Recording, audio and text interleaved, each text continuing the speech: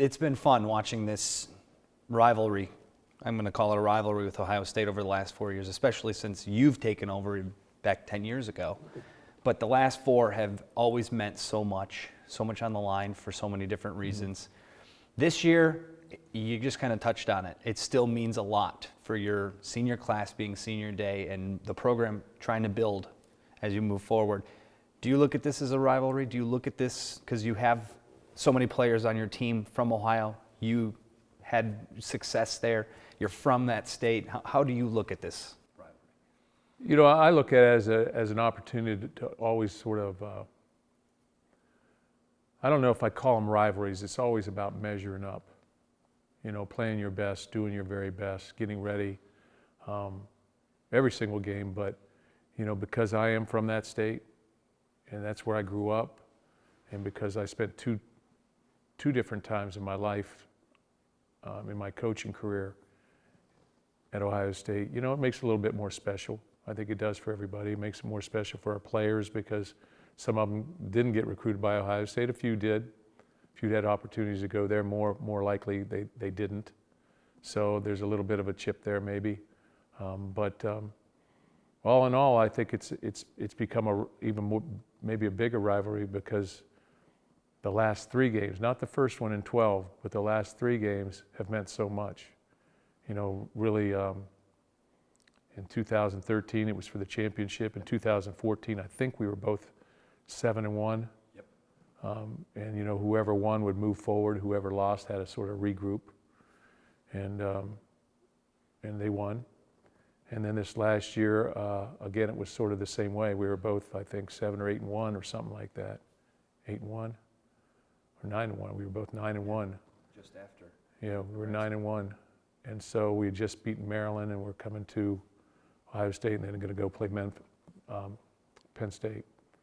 So the winner of that game really had to win one more game, and they were going to the championship game. So it sort of has been a very meaningful game the last 3 games. Do you remember what your immediate reaction was when Geiger's kick went through the uprights last year? And just that whole game in general, Connor being out and the backup quarterbacks coming in, the way, the style you shut them down and played, it was just a very good football game. Yeah, you know, I'd said all week long we needed to be 4 times more mentally tough than we were physically. We had to be mentally tough, 4-1. And ironically, it was a 41-yard field goal. So I knew that thing was going in. But, you know, yeah, I was ecstatic because it was a win at Ohio Stadium, which is difficult. It was a win against a very good football team, obviously.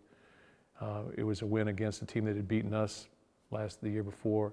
And it was a win that propelled us to the East Championship, which was very, very important. Why is it that the road team has had so much success the last 4 years in this? Is there any rhyme or reason to that? No, I don't know. That's a good question. I like to ask good questions. Yeah, that's a good question. Hopefully that doesn't continue, but I don't know. Spartan Nation needs to, you know, I'm sure we'll be out in force. They were here last week in force, and they'll be out in force this week. Great crowd last week. Yeah, absolutely. Great crowd. It's with everything that's been going on, and you know, to get that victory, that championship moment, I guess, if you want to talk about the locker room in here where we were, bring us in here. I mean, just that feeling of finally. Yeah, it really was. It was like we'd just beaten Oregon, or we'd just beaten Penn State at home to clinch the East Championship. It was that type of moment, which is a little surreal when you look at the aspect there. But you know, that's where we were. And as far as our fans and Spartan Nation in general, you know, I mean, they've hung with us. I know there's, you know, everybody's going to be disappointed. There's going to be some grumblings, but the people have showed up in this stadium, and they've been there. And I feel, you feel supported. When you go out in the community, you feel supported, and I appreciate that. What is it you guys will have to do this week to beat this Ohio State team? Well, you know, you got to win the critical areas of a football game. You got to play very well on special teams, first of all. And offensively, you've got to move the chains. And you've got to control the tempo of the game.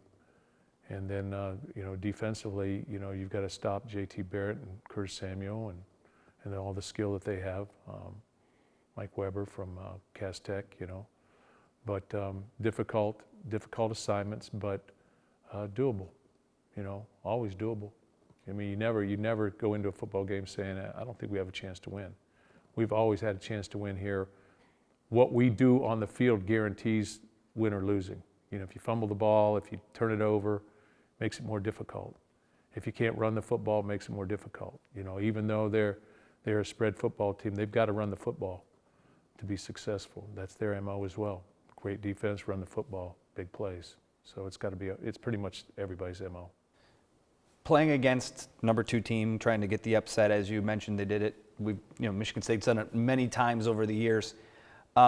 Brings the best out of your players, but Urban Meyer, not many coaches have a track record against him that you do.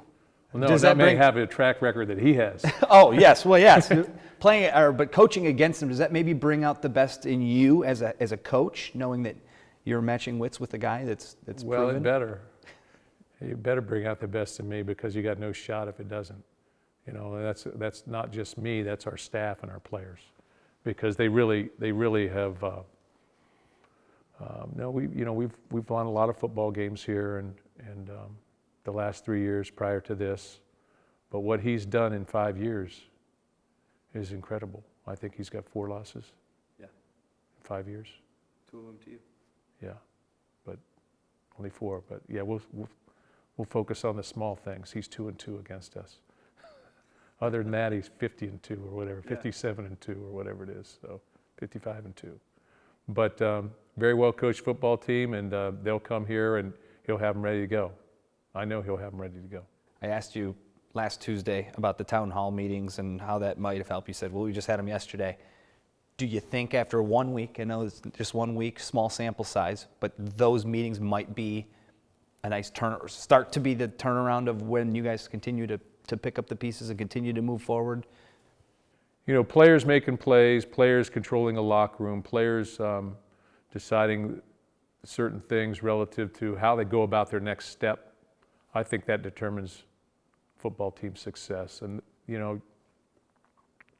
that's just the way it is in the game. Coaches coach and players play, but ultimately what goes on in the locker room and how they approach each other is very, very important.